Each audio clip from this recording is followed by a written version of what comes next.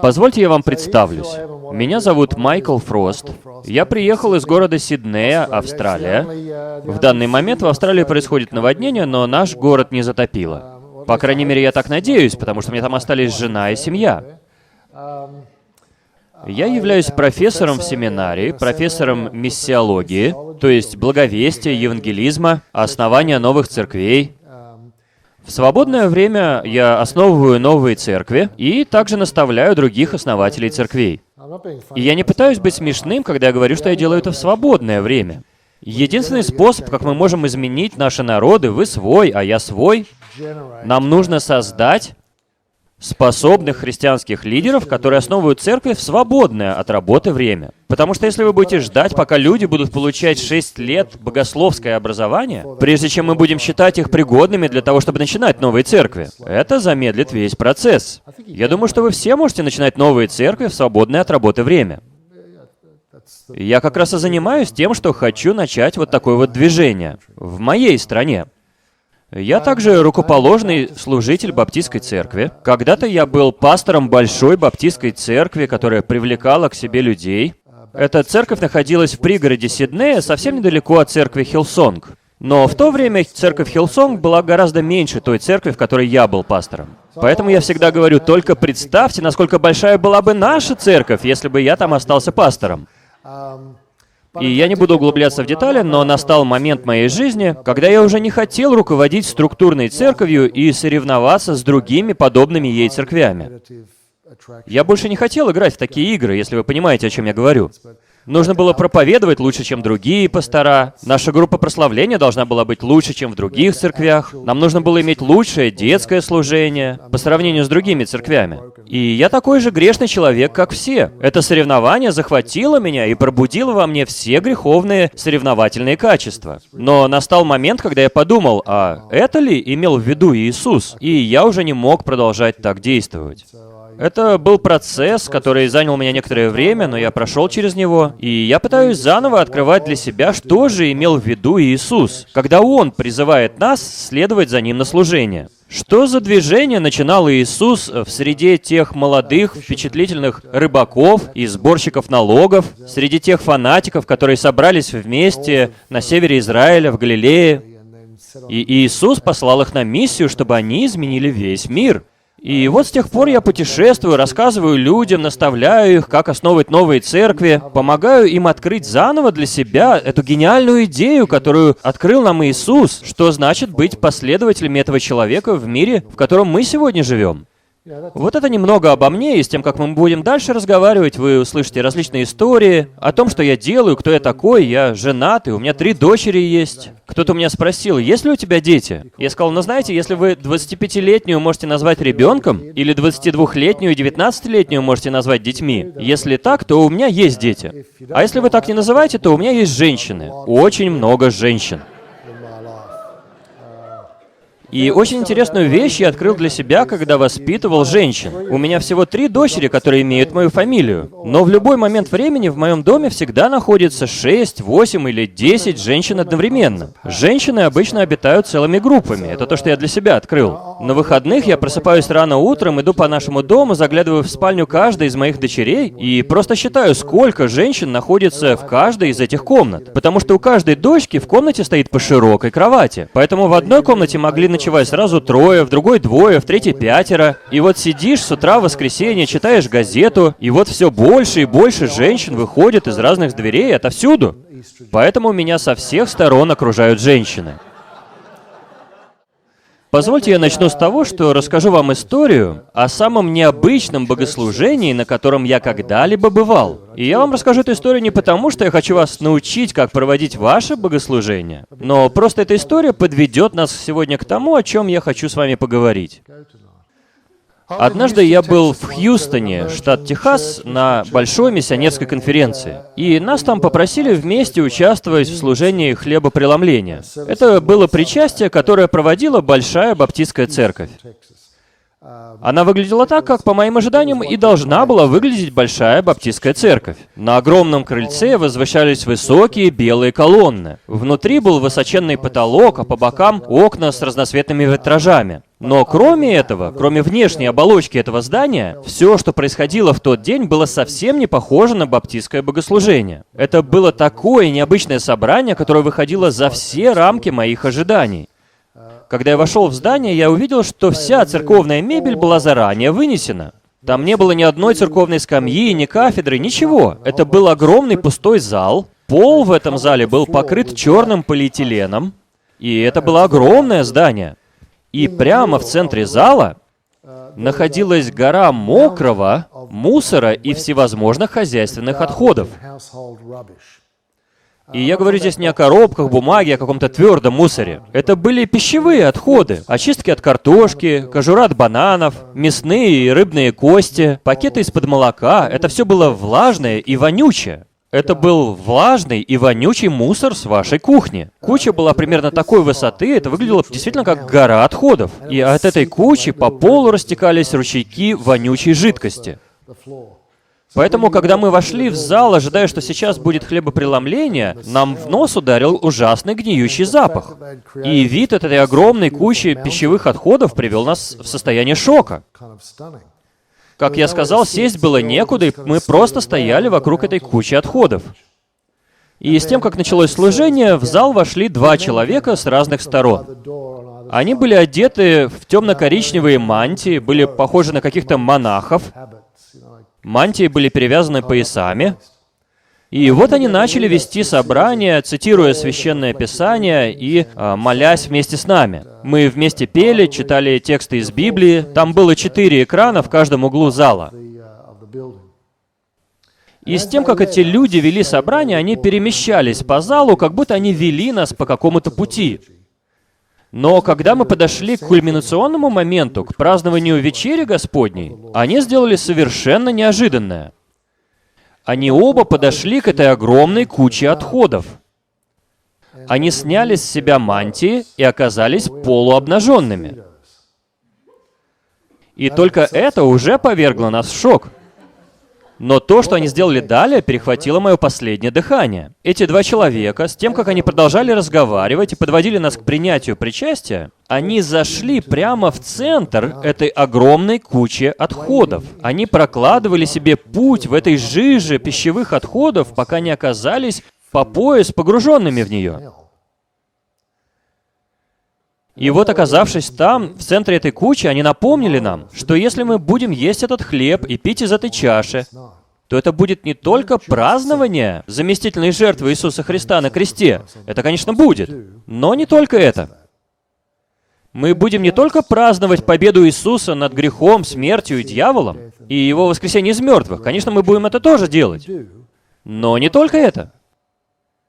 Когда вы подходите к вечере Господней, вы также вспоминаете величайшую истину того, что наш Бог совершенный абсолютно во всем, самодостаточный и ни в чем не нуждающийся, добровольно взял на себя человеческую плоть и вошел во всю мерзость и грязь, в этот мусор и зловонные отходы человеческого общества.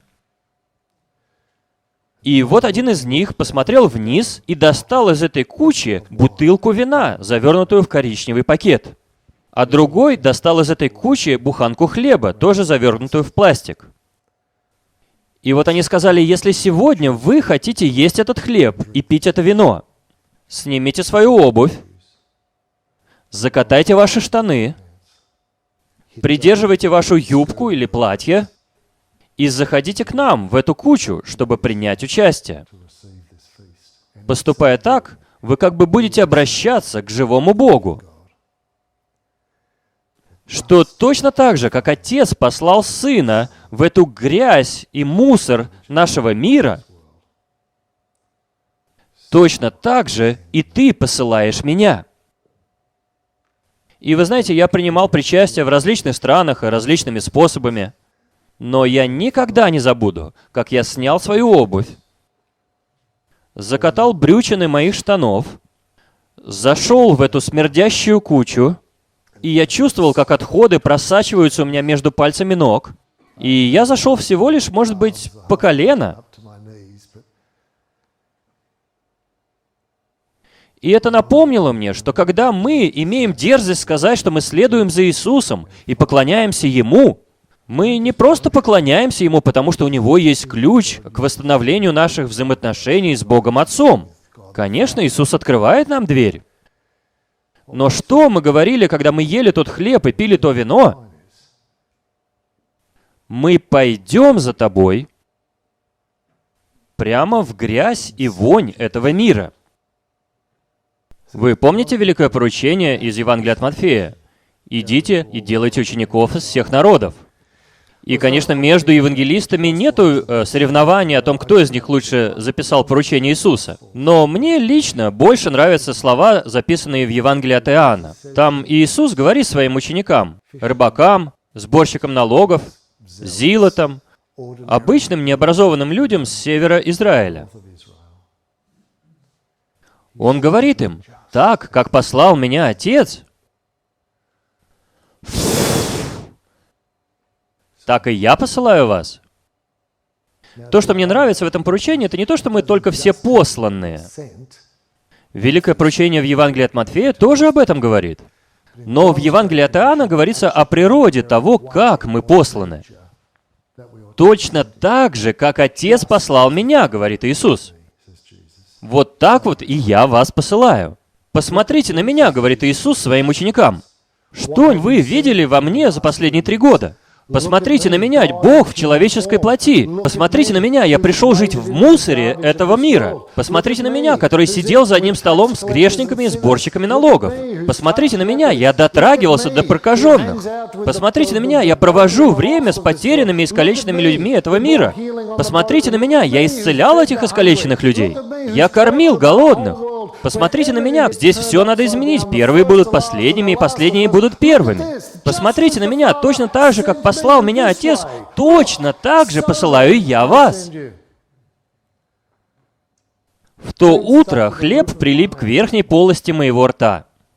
Мне было тяжело его проглотить сразу же. И я вам скажу почему. Я с легкостью могу принять этот хлеб и праздновать то, что Иисус умер за мои грехи. Я могу принимать ту чашу и праздновать, что Иисус победил смерть, когда Он воскрес из мертвых через 3 дня. Но эта вечеря на самом деле застревает у вас во рту, когда вы ее принимаете как знак того, что вы подчиняетесь этому великому поручению. Вы пойдете в этот мир так же, как и Он пошел. Нам всем нужно открыть для себя заново. Нам нужно открыть, как это будет выглядеть для нас. Снять нашу обувь и голыми ногами вступить в грязь, в помои, в отходы, погрузиться в этот мусор одиночества, разрушенных семей, различных депрессий, всевозможных страхов и огромной ненависти. Ведь это есть на каждой улице, в каждом городе, в вашей стране. И вы возьмите этот хлеб, и вы выпьете это вино. И это запомнится вам навсегда. Итак, что же это значит быть последователями Иисуса, которых Он послал в мир? Что это значит быть не просто получателем божественной благодати, но быть распространителями этой благодати?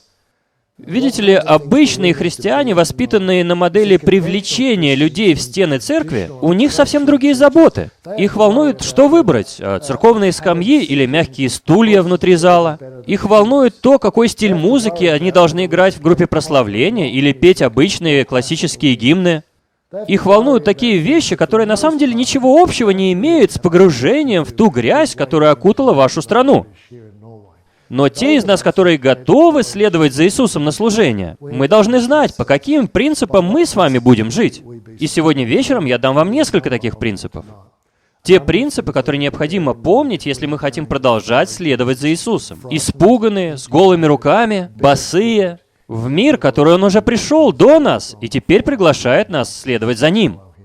Вы пока понимаете, о чем я говорю? Итак, я думаю, что если мы серьезно к этому относимся, то первое, что нам нужно сделать, это позволить Иисусу показать нам, как это делается. Я очень переживаю, друзья, и я уверен, что у вас в церкви этого не происходит, но я вам прямо скажу, что в моей стране это имеет место во многих-многих церквях. У нас есть сотни и сотни христиан, которые растут в церквях, и они абсолютно ничего не знают об Иисусе. Вы можете в это поверить? Ну, то есть они знают, что Он умер за наши грехи, Они знают, что Он был Сыном Божиим. Они могут это сказать. Они могут произнести правильные слова консервативного христианского богословия. Он Бог, Он Царь, Он Господь. Они поют Ему песни, они Его прославляют. Они знают, что Он свят и что Он милостив. Все это они знают, но вот вы их спросите: расскажи мне что-нибудь об Иисусе. Расскажи мне, за кем ты следуешь. И у них тогда возникают большие проблемы, чтобы хоть что-нибудь рассказать про Него. И, друзья, это очень важно, если мы с вами говорим, что мы люди, которые следуют за Иисусом на миссию, Иисус должен стать для нас полным примером того, что мы будем делать и говорить. Разве вы с этим не согласны? Мы не просто спасены Иисусом, а дальше уже каждый живет кто как может. Нам уже не нужно жить, как мы с вами можем. Каждый из нас должен выглядеть как маленький Иисус. Вы посланы в этот мир, чтобы имитировать Его в этом мире. Поэтому вы должны позволить Иисусу быть вам примером во всем. Вам нужно снова встретиться с библейским Иисусом. И проблема в том, что, мне кажется, огромнейшее число христиан, возможно, и в вашей стране, я не знаю, но точно в моей стране и во многих других странах, в которых я бывал, их знание об Иисусе и понимание Иисуса больше основано на песнях прославления, на фильмах, которые они смотрели, чем на простом, естественном чтении Евангелий Иисуса Христа. В 1884 году человек по имени Холман Хант нарисовал изображение Иисуса, которое стало всемирно известным. Эта картина называется «Иисус. Свет миру». Иисус похож на короля Ричарда. Он с рыжей бородой, на голове у него корона, и он одет в белую ночную рубашку. У него красная накидка и в руках фонарь. И вот он стучится в дверь чьего-то сердца. Кто-нибудь из вас видел эту картину? Она всемирно известна. Он написал ее в 1854 году. И люди повезли эту картину в кругосветное путешествие. Просто картину. Когда эта картина прибыла в мой город Сидней, 1/3 всего населения Сиднея выстроилась в очередь, чтобы ее увидеть. Во время Первой мировой войны солдаты Австралии и Новой Зеландии клали открытки с этим изображением Иисуса в свои нагрудные карманы. Они хотели иметь Иисуса рядом с собой, когда они отдавали свои жизни в окопах Первой мировой войны. И вот это одно изображение сформировало образ Иисуса в умах многих поколений. Он англичанин, он царь, у него белая кожа и голубые глаза, он одет в женскую ночную рубашку. И вот он пассивно стучит в дверь вашего сердца. И художник свято верил в то, что Святой Дух повелел ему нарисовать эту картину. И Святой Дух ему сказал: не рисуй на двери ручку снаружи, потому что это дверь людских сердец, ее можно открыть только изнутри. Он взял это из книги Откровения, 3 главы. «Вот я стою у двери и стучу». Вы знакомы с этим? И если кто-то откроет мне дверь... Единственная проблема с этим местом из Писания, друзья, это то, что оно не обращено к неверующим людям с их огрубевшими сердцами. Вы помните, для кого написана та глава в книге Откровения? Она написана для отпавшей церкви. В ней изображается Иисус, который стоит за стенами церкви. И он спрашивает, можно ли ему войти. Этот стих вообще не о благовестии и о том, чтобы открыть сердце Иисусу. И тем не менее на ней нарисован мягкий, пассивный Иисус с широкими глазами. Это такой Иисус, которого часто изображают в фильмах. Он не идет, а парит над землей. И он ищет возможности благословить людей, исцелить людей. Друзья, возможно, в вашем воображении Иисус похож на эти картины, но они не помогают нам ничего понять. И многие эти картины появились благодаря первоначальной картине Холмана Ханта. Посмотрите на них. Я называю их «Иисус, женщина с бородой». Друзья, вот такие вот картины, они не помогают нам понимать Иисуса. Почему я так говорю? Да, они выглядят очень красиво и женственно, не правда ли? Например, посмотрите вот на эту картину. Уберите у нее бороду, и получается очень привлекательная женщина. И эти картины находятся в церквях по всему миру. Большинство людей думают, что Иисус именно так и выглядел. Люди хотят, чтобы Иисус так выглядел. И даже в вашей церкви есть точно такое же изображение Иисуса. Кто сказал, что Иисус выглядел так? Откуда вы взяли этот образ? Вам продали этот стереотип образа Иисуса, и вы купились на него. И если вы сейчас начнете читать Евангелие Иисуса Христа, вам будет очень тяжело представить, как вот эти вот женоподобные мужчины делали хотя бы что-либо из того, что делал Иисус. И Иисус так не выглядел. Он не был похож на них, он не был пассивным, у него нет голубых глаз, белой кожи и русых волос. Иисус, которого мы встречаем в Евангелиях, радикален и даже дик. Он вырос в одной из самых грубых и жестких частей Израиля, в Галилее. В те времена говорили, что если ваш сын растет в Галилее, и у него проявляются какие-нибудь религиозные устремления, тогда его семья просто обязана отослать его в Иерусалим жить с дальними родственниками. Потому что никто не может вырасти в Галилее и жить свято. Галилея была окружена со всех сторон языческими народами. Они очень сильно повлияли на ее жителей. И вот в такой обстановке растет Иисус. И именно там Иисус собственноручно выбирает себе не компанию образованных, интеллигентных мужчин. Он как раз выбирает себе неграмотных, необразованных, впечатлительных людей. Неудивительно, что религиозные власти того времени не воспринимали его серьезно. Видите ли, Иисус из Евангелий, скорее всего, выглядел примерно так. Этот образ создали в кинокомпании BBC в Англии. Они нашли череп палестинца, жившего в 1 веке нашей эры. Потом они применили к нему современные методы криминалистики, и поэтому здесь мы видим лицо реального человека, жившего в Палестине в 1 веке нашей эры. И я не говорю, что это Иисус, я говорю, что таким образом выглядели жители Палестины в те времена. Как вам нравится этот человек? Посмотрите на его толстую шею. Посмотрите на его тяжелый подбородок. У него косматые брови и круглый нос. Посмотрите на его короткие жирные волосы, да и кожа у него оливкового цвета. Этот человек похож на террориста, который готов взойти на трап самолета. Этот человек похож на члена террористической группировки Аль-Каида. Не тот Иисус, образ которого мы встречаем во многих церквях. И, друзья, я не настаиваю на том, что нам очень важно понимать, как же на самом деле выглядел Иисус. Я просто показываю вам, что на вас больше повлиял образ Иисуса, похожего на женщину с бородой, чем вот этот образ палестинца 1 века нашей эры. Возвращайтесь к вашим Евангелиям. Я хочу, чтобы Иисус вел вас на служение. И я хочу, чтобы Иисус был для вас примером того, что это значит. Иисус проводит время с грешниками. Иисусу нравится проводить время в компании неспасенных людей. И вы знаете что? Очень похоже, что им тоже нравилась его компания. Проститутки, грешники, брошенные, отвергнутые, бедняки, они все любили его.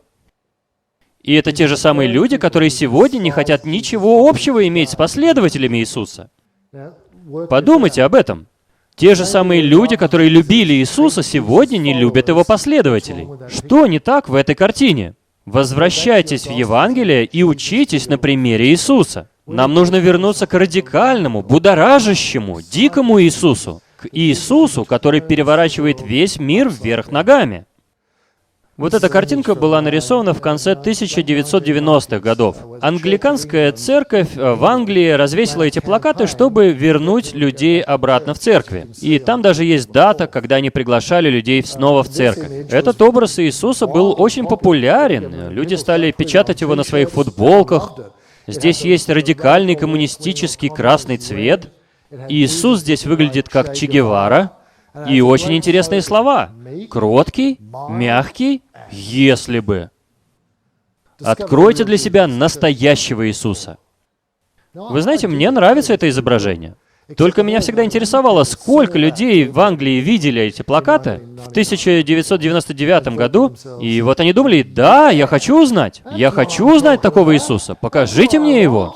Я хочу иметь радикальную религию. Я хочу встретиться с таким неконтролируемым Иисусом. Да, я пойду в церковь. И вот когда они уже наконец пришли в церковь, они там встретили священника, облаченного в платье. И он стоял в окружении нескольких старушек и раздавал им причастие. И вот я представляю этих людей, они стояли там и думали, когда же это Иисус-то там появится? Он скоро придет?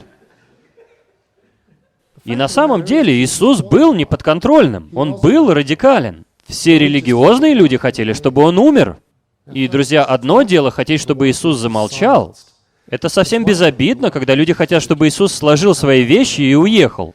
Но они хотели совсем другого, они хотели его смерти. Люди желают смерти кому-то, если те представляют огромную угрозу той религиозной системе, частью которой они являются. Иисус буквально разрушает весь мир, частью которого Он является. И Он приглашает нас с вами идти вместе с Ним.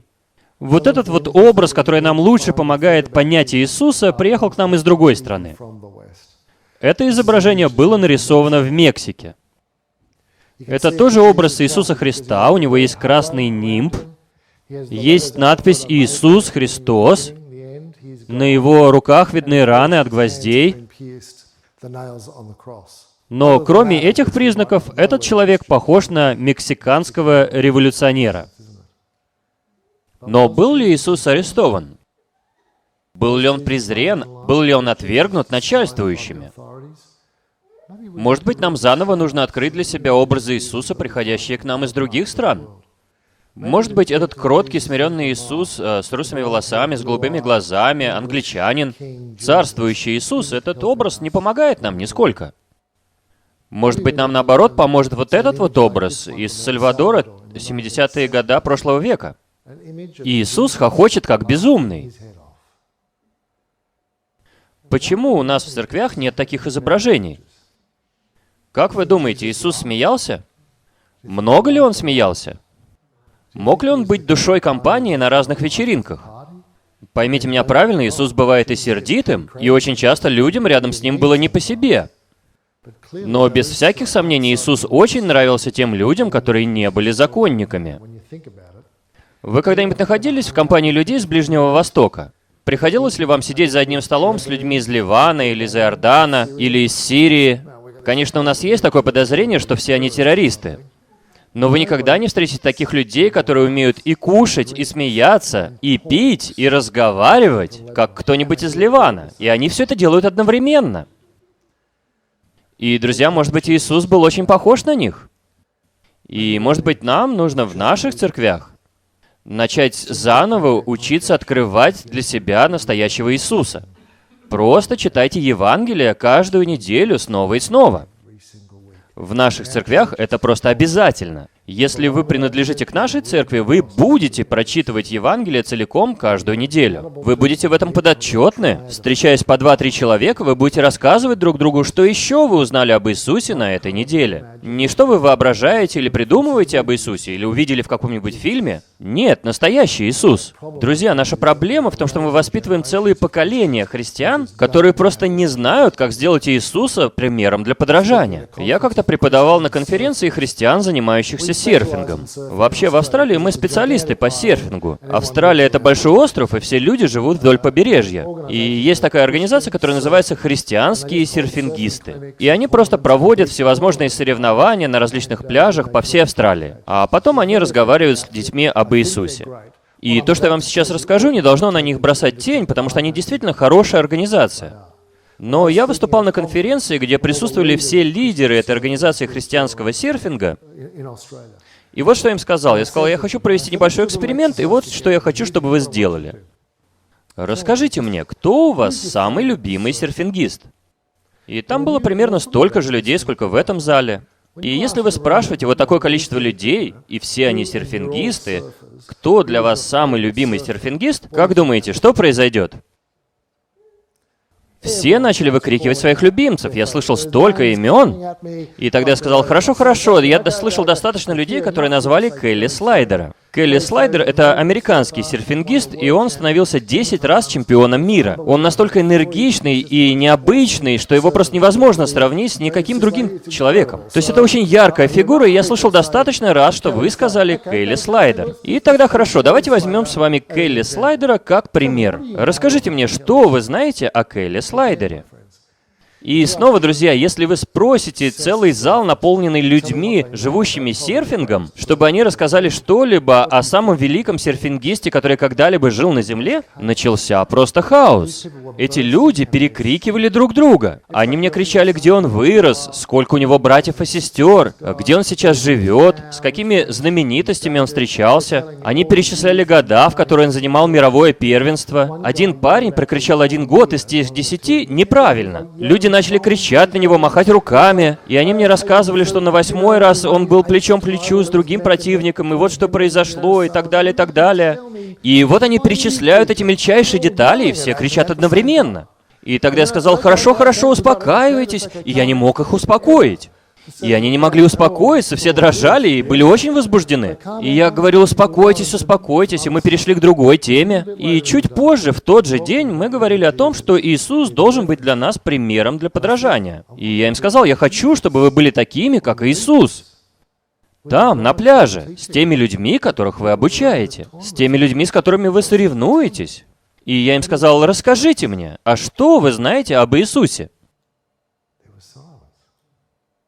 И я сказал: ну давайте, расскажите мне, что вас в Иисусе больше всего впечатляет? И кто-то сказал: ну, он умер за наши грехи, он Божий Сын, он мой Господин и Спаситель. И я им сказал: почему вы не можете рассказать мне про Иисуса, так же, как вы рассказывали мне про Келли Слайдера? И я не говорю, что они не любят Господа, они любят Его. Они все время приводят людей к Иисусу.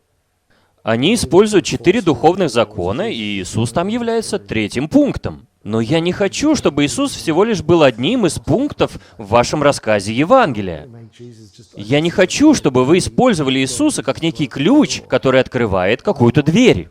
Я хочу, чтобы вы знали об Иисусе столько же, сколько фанатик-серфингист знает о Келли Слайдере. Я хочу, чтобы, когда я вхожу в зал, где находится много христиан, и я спрашиваю: расскажите мне, что вас больше всего впечатляет в Иисусе? Чтобы меня просто захлестнули рассказы людей, которые говорят о своем герое, о своем большом брате, о своем Спасителе, царе, друге. Вы не можете быть похожими на Иисуса, если вы не знаете, как выглядит Иисус. И я хочу быть честным, и, пожалуйста, не обижайтесь. Ничего нет плохого в том, что мы поем песни про прекрасного Иисуса. И я смотрю в твои глаза, Иисус, и ты прекрасен. Но давайте будем честными о том, что происходит, когда мы поем такие песни. Он не прекрасен в том виде, в котором мы видим его на картинках. Он прекрасен вот настолько вот. Он прекрасен в самом своем пугающем виде. Он прекрасен, потому что Исаия сказал о нем за сотни лет до его рождения, что в нем не будет ничего, чтобы привлекало кого-нибудь из нас к нему. Но от него исходят лучи совершенно нового мира. Мира справедливости и мира, доброты и милости, радости, букет вкусов и ароматов.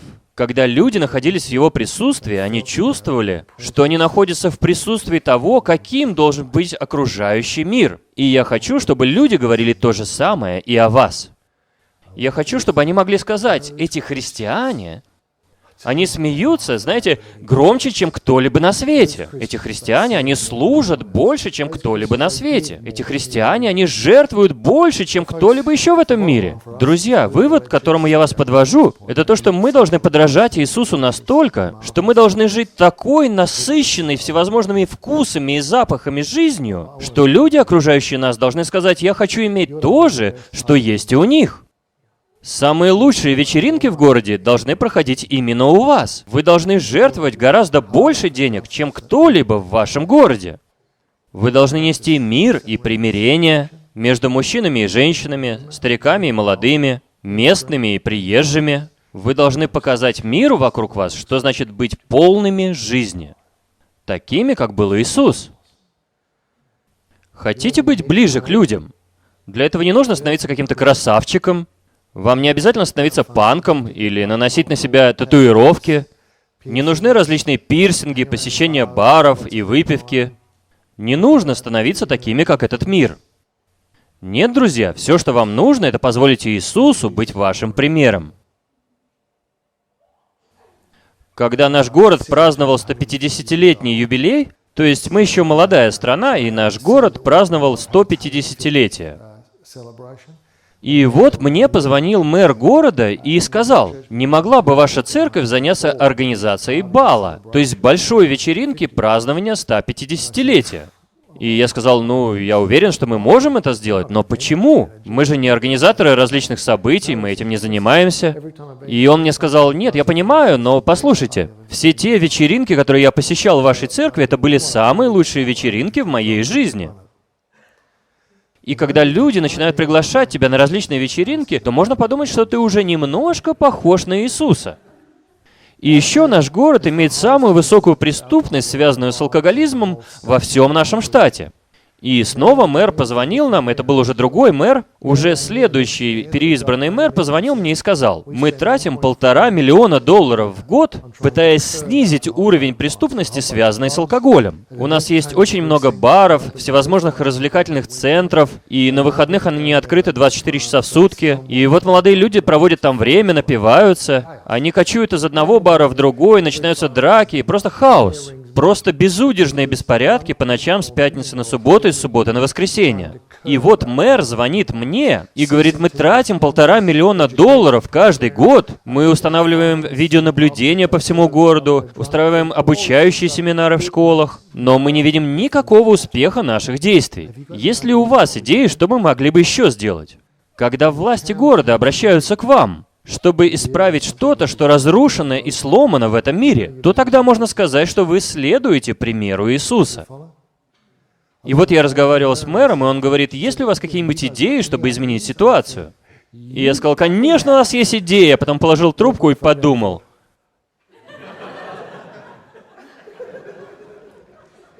И, может быть, я вам расскажу полностью эту историю, если у нас будет время, но в результате того, что мы сделали, преступность, связанная с алкоголем, понизилась на 60% в нашем городе. И, друзья, мы не какие-нибудь особенные, я не хочу, чтобы вы просто копировали нас. Мы просто пытаемся быть такими, как Он.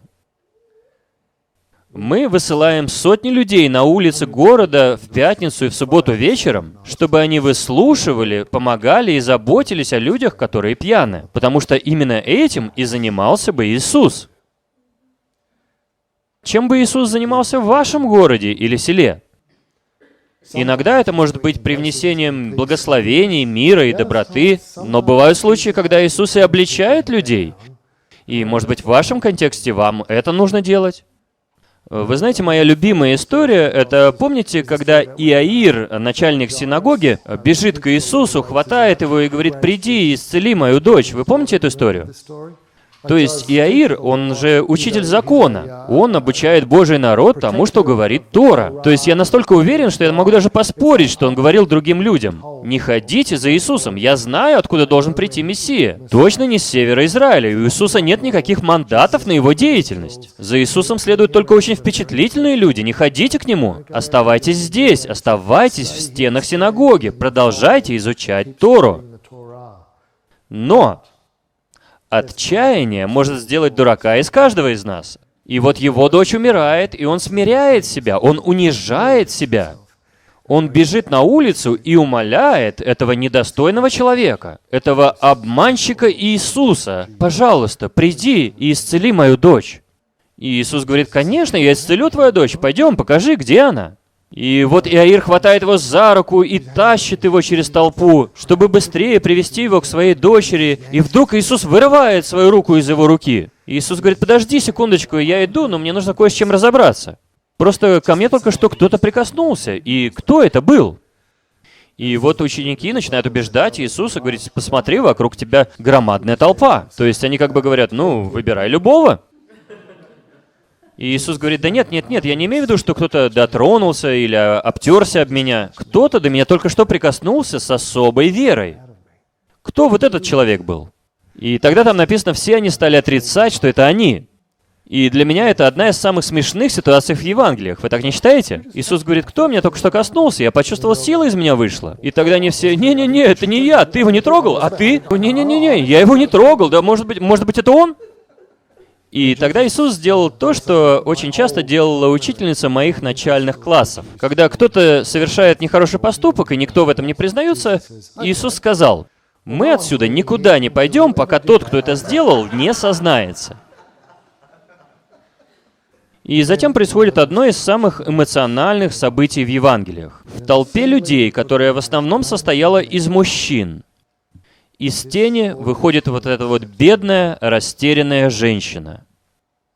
Мы знаем, что это была очень больная женщина. У нее 12 лет не прекращалось кровотечение. И вы знаете, во времена Иисуса, когда у женщины была менструация, она считалась нечистой. И сегодня мы знаем, что ничего нечистого в менструальных циклах нету, но в те времена все считали именно так. Муж не мог спать со своей женой в одной постели, нельзя было посещать храм или синагогу, и в некоторых более строгих сообществах нельзя было даже ходить на рынок. Женщина считалась нечистой, и никто не должен был к ней прикасаться. И так происходило каждый месяц. Я знаю, что это кажется странным сегодня, но у этой женщины была не менструация. Кровь у нее текла, не прекращаясь, целых 12 лет. Вы можете себе это представить? Она не могла поклоняться Богу, ее не пускали в храм. Никакой мужчина не мог к ней приблизиться, она была совершенно одинока. И в те времена женщина, оказавшаяся без мужа, находилась в самом отчаянном положении. И также нам сказано, что она истратила все свои деньги на врачей и лекарей, и ничто ей не помогло. Представьте себе эту женщину, она была тощей, потому что постоянно голодала. Она не могла даже, и это ужасно об этом говорить, но даже не могла заработать себе на жизнь проституцией. И вот она, изможденная и голодная, вся одетая в лохмотья. Представьте, как она выглядела. От нее запах шел на километр. И вот Иисус совершает поразительный поступок. Вот она дотронулась до Иисуса, и вдруг кровь перестала течь, она исцелилась. Она теперь здоровая женщина. Так что же тогда делает Иисус? Иисус заставляет ее выйти вперед перед целой толпой мужчин. И вот она выходит и говорит: «Я к тебе прикоснулась». И вот Иисус смотрит на нее, и я уверен, что его лицо излучает радость. И тогда он говорит то, что она уже и так без него знает. «Твоя вера исцелила тебя». И я уверен, что он говорил это не для нее, потому что она это уже знала. Так для кого же он это говорит? Он говорит это собравшимся вокруг мужчинам. Ребята, хотите увидеть, как выглядит вера? Вот, поглядите. Дочь моя, иди с миром. И что же нам дает эта история из Евангелия? А вот что. Когда вы выглядите как Иисус, когда вы воплощаете присутствие в вас Святого Бога, Святого Духа, который вам был дан, тогда гордецы будут унижены. Гордецам придется смириться. Но униженные и оскорбленные будут подняты на высоту почета и уважения. То есть, если вы хотите, чтобы Иисус был вашим примером для подражания, вам необходимо очень серьезно задуматься, кого вы будете поднимать на высоту почета и уважения. Также вам нужно будет задуматься над тем, кто вас презирает, и кого вам нужно принизить. Не потому, что вы хотите их унизить. Просто Божье присутствие в вас не терпит их гордости и превозношения. И вы будете задавать себе вот такие вот вопросы. Пусть Иисус будет вашим примером для подражания. Не гадайте, не придумывайте. Просто читайте эти Евангелия снова и снова и снова. Итак, позвольте Иисусу быть вашим примером для подражания.